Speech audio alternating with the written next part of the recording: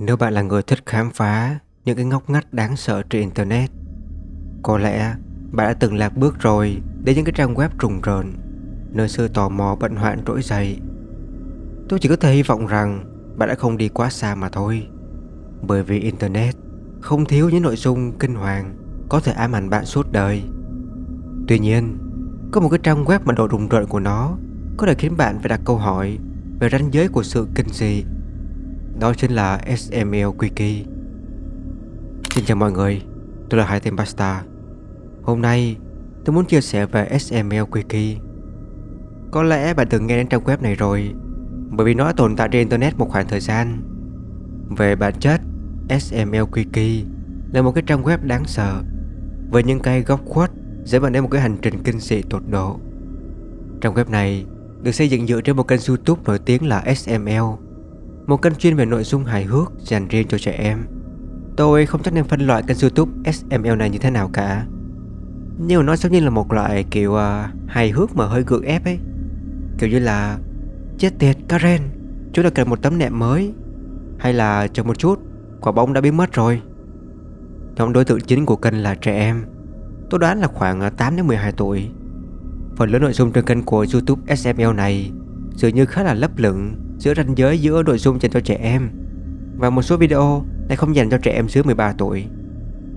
Tuy nhiên, khi khám phá SML Wiki, bạn sẽ nhận thấy một chủ đề tối tăm hơn nhiều so với kênh YouTube gốc. Ngay khi truy cập trang web này, bạn sẽ được chào đón bằng một cái cảnh báo với đèn nhấp nháy, âm thanh lớn và hình ảnh đột ngột nữa có thể gây động kinh cho người nhạy cảm với ánh sáng. Sau đó, bạn sẽ phải chấp nhận một số điều khoản để có thể tiếp tục truy cập trang web này. Khi chấp nhận, bạn sẽ bước vào một thế giới đầy ám ảnh, với một cái trò chơi Flash nhỏ xuất hiện trên màn hình. Ở tiêu đề của trang web có 6 danh mục bên cạnh trang chủ, bao gồm tập phim, trò chơi, diễn viên, nhân vật, cửa hàng và tin tức. Mà này, trước khi đi sâu vào những nội dung rùng rợn mà trang web này cung cấp, xin mọi người đừng quên đăng ký kênh, thích video này và bình luận nhé. Những cái hành động này nè sẽ giúp tôi rất là nhiều đấy. Nhớ là phải tham gia kênh Discord nữa dưới phần mô tả, để chúng ta có thể cùng nhau tiếp tục khám phá những câu chuyện bí ẩn rùng rợn đáng sợ của Internet. Khi mở trang web lên, bạn sẽ thấy một cái trò chơi đèn pin, nơi mà một nhân vật có một khuôn mặt người yêu cầu bạn phải kiểm tra thư. Sau khi kiểm tra vô số thư kiện liên quan đến những cái thanh toán tiền nhà, bạn sẽ tìm thấy một cái lá thư từ người gửi ẩn danh gửi cho Kate. Nội dung lá thư là lời xin lỗi từ người cha, người thừa nhận rằng đã không dành đủ thời gian cho con gái. Cha thực sự xin lỗi. Cha không chắc mình có thể gửi thông điệp này ở đâu cả ngoài nơi đây. Vì vậy cha hy vọng rằng nó sẽ đến được với con. Có lẽ một ngày nào đó chúng ta có thể kết nối lại tình cảm trước khi quá muộn. Nghiêm túc đấy, cha của con. Sau khi đọc lá thư, bạn sẽ có hai lựa chọn: khám phá ngôi nhà cũ hoặc là ngôi nhà mới. Nhấp vào ngôi nhà mới sẽ dẫn bạn đến một trang web mới trên trang chủ, nơi mà có 4 bức tranh treo trên một cái bức tường trống. Tất cả bức tranh kia đều mô tả những người có đôi mắt trắng dã. Nếu bạn nhấp vào bức tranh đầu tiên, bạn sẽ được chuyển đến một cái trang web mới với thông tin về một cá nhân không xác định. Tuy nhiên, trong mã nguồn của trang web này, thông tin này lại được liên quan đến một người tên là Pablo. Trong phần mô tả, từ Lost Red được lặp đi lặp lại khá nhiều, và ngay bên dưới là một đoạn văn ngắn: hãy đổi đất nước của tôi lấy một cái lá cờ. Chúa đã tạo ra một cái chết thật đẹp trong dòng máu dịu dàng của chúng ta. Giọng nói đau đớn, ranh giới bằng không. Nghệ sĩ luôn sống tách biệt với xã hội. Vẻ đẹp trong cái chết của xác thịt và máu của bạn nữa khi chúng ta đói khát. Ngọn lửa dữ dội hét lên, tiếp tục phạm tội và nhìn chăm chăm vào đôi mắt của con thú kia. Nhưng mà cảnh tượng quá ghê rợn. Máu vương vãi khắp sàn nhà, thấm vào thảm. Lưng nạn nhân bị xé toạc ra, tay và chân bị cắt đứt ở các khớp. Tường in ra đều bị xé toạc và lột ra. Hình bóng đỏ của một con người gầy gò. Cô ấy đã chết mà không có một chút thương xót nào cả. Với thông tin đen tối này, hãy xem bức tranh tiếp theo nhé. Bạn sẽ được chuyển đến một trang thông tin mới về Ulysses Lavelle, Stanton Juno. Trong phần mô tả ghi như sau: các thời gian và những người đồng tính của cái chết gọi đó là số phận, thậm chí là định mệnh. Nhưng với tôi, đây là chiến tranh. Mọi thứ đều có giá trị của nó. Về tính cách, người này được mô tả là một cái tâm hồn trong sáng với hào quang tích cực. Làm sao ai trong chúng ta có thể phủ nhận được rằng anh ấy biết ơn và nhiệt tình khi được ở đây chứ? Đoạn văn tiếp theo nói rằng những điều xấu xa vẫn tiếp tục bóp nghẹt luật pháp, giữ cho mũi của một kẻ đê tiện sạch sẽ, thành một người đàn ông trong một trang phục lôi thôi. Khi tôi chết, họ nhốt tôi lại vào một căn phòng kín và họ hạ tôi xuống. Và tôi đứng dậy ngay lập tức và khạc nhỏ vào mặt của họ. Tôi dễ dẽo súng vào quân phục của họ. Nhưng tiếng ồn không bao giờ ngừng đập cả, và đập mạnh trong não của tôi. Và khuôn mặt của họ nữa, đỏ và tròn. Và họ cắt tôi bằng dao của họ, và tôi không phàn nàn hay khóc lóc gì cả. Bức tranh tiếp theo sẽ chúng ta đến một cái trang mô tả chi tiết về một vị thần tên là Lance. Lance là một cái vị thần bóng đêm, có khả năng thay đổi hình dạng. Anh ấy giao lưu với người hâm mộ nhiều hơn nhiều so với các thành viên khác. Lại sẽ thích những cái cuộc gặp gỡ ngẫu nhiên. Và những bức ảnh còn lại nữa trong trang này đều được cho là ghi lại những lần nhìn thấy vị thần này. Đáng sợ hơn, nếu bạn ở lại trang này hơn 1 phút, một cảnh báo sẽ xuất hiện. Sự hiện diện của Lancy đã bị phát hiện, không được di chuyển.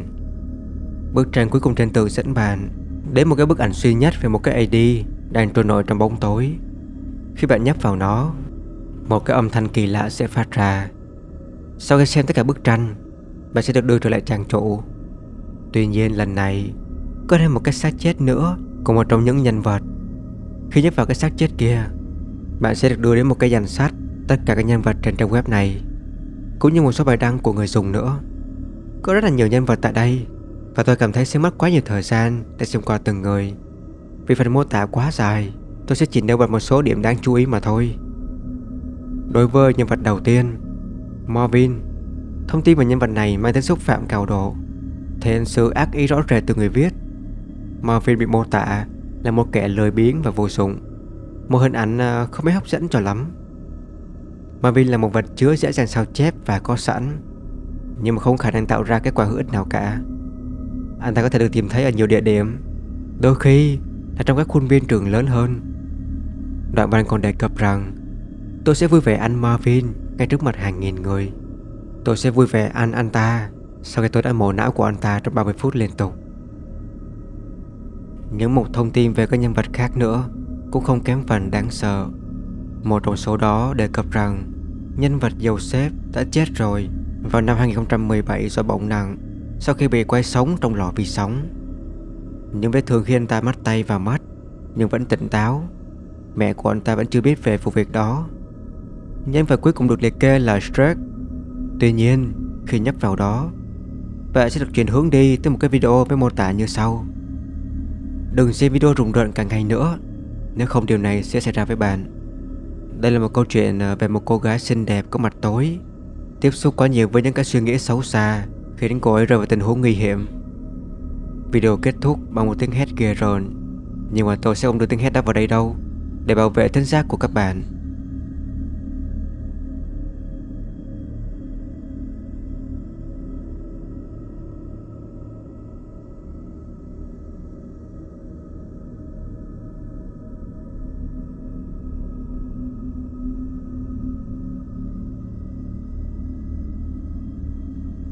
Tôi cũng đã thử khám phá một số nhiệm vụ Phanom để xem có gì đặc biệt không, nhưng mà không có gì xảy ra cả. Một số nhiệm vụ khá ngớ ngẩn, ví dụ như nhiệm vụ về một miếng gà rán vàng, với bí mật là nó không thực sự vàng và cũng không phải là miếng gà rán. Chuyển sang phần diễn viên, chúng tôi xem xét được khá nhiều thông tin thông qua các bức tranh trước đó. Tuy nhiên, ở mục cuối cùng của phần này có một cái mục tên là Him Manelli, dẫn chúng ta đến một cái trang chứa 2 video sau. Video đầu tiên tên là tin tức nóng hổi. Điều kỳ lạ chính là trước khi video bắt đầu, bạn sẽ được yêu cầu cho một cái hình ảnh, một âm thanh và một cái âm thanh thứ hai nào đó nữa. Sau khi chọn, tôi đã thêm một cái hình ảnh bộ xương này vào. Kết quả là video khá tệ và vô nghĩa.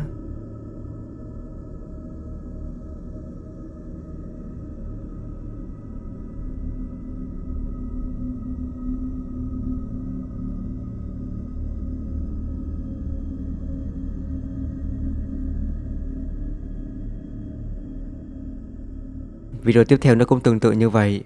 Chất lượng chỉ khoảng 180p mà thôi. Chuyển sang phần trò chơi, mọi thứ bắt đầu trở nên thú vị hơn đây. Phần đầu tiên đây là ngôi nhà, và phần thứ hai là tìm anh chàng Brooklyn. Trong tìm anh chàng Brooklyn, mục tiêu của chúng ta là tìm kiếm anh chàng Brooklyn mà thôi. Người có thể ẩn náu ở bất cứ đâu. Đôi khi anh ta ở dưới nước, đôi khi thì ẩn trong bóng tối. Càng chơi, trò chơi càng tối tăm hơn. Ở một cái cấp độ, bạn sẽ tìm thấy anh ta trong một căn phòng tối. Khi bạn nhấp vào anh ta, căn phòng sẽ sáng lên, tiết lộ rằng anh chàng Brooklyn kia đang ở trong một căn phòng phủ đầy màu đỏ, có thể là máu, và có một cái chiếc bàn mổ phía sau nữa. Ở cấp độ cuối cùng, bạn sẽ phải chọn giữa anh chàng Brooklyn và một kẻ mạo xanh. Tuy nhiên, dù bạn chọn ai đi chăng nữa, bạn cũng sẽ thua. Nếu bạn chọn anh chàng Brooklyn mặc áo sơ mi màu nâu, anh ta sẽ bị bắn. Nếu bạn chọn người còn lại, anh ta cũng sẽ bị bắn. Vậy nên bạn cứ thử chơi lại lần 2 đi, rồi chọn người còn lại để trải nghiệm game mà thôi. Cuối cùng, bạn tiến tới cấp độ tiếp theo. Nhưng một điều duy nhất thay đổi là người còn lại sẽ bị bắn. Bạn vẫn thua cuộc dù chọn ai đi chăng nữa. Trong trò chơi thứ hai, ngôi nhà, không có mục tiêu rõ ràng nào cả. Bạn chỉ cần khám phá các phòng trong ngôi nhà này mà thôi. Sau khi khám phá hết các phòng rồi, một cái ghi chú sẽ xuất hiện trên bàn bếp với nội dung là rời đi. Nếu bạn không đến cửa đủ nhanh, bạn sẽ bị màn hình tử thần này đây.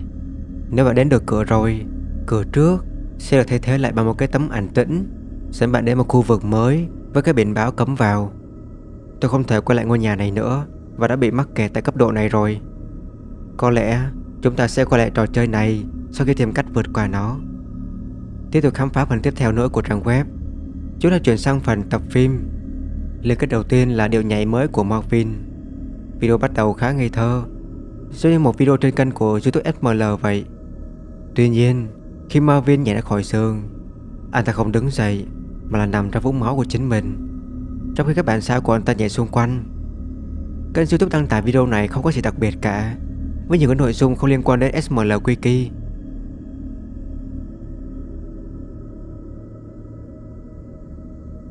Tập phim tiếp theo là món ăn trông ngon, với mô tả như sau: một mớ hỗn độn SML hiện đại điển hình, chứa đầy những thứ chúng ta sợ hãi.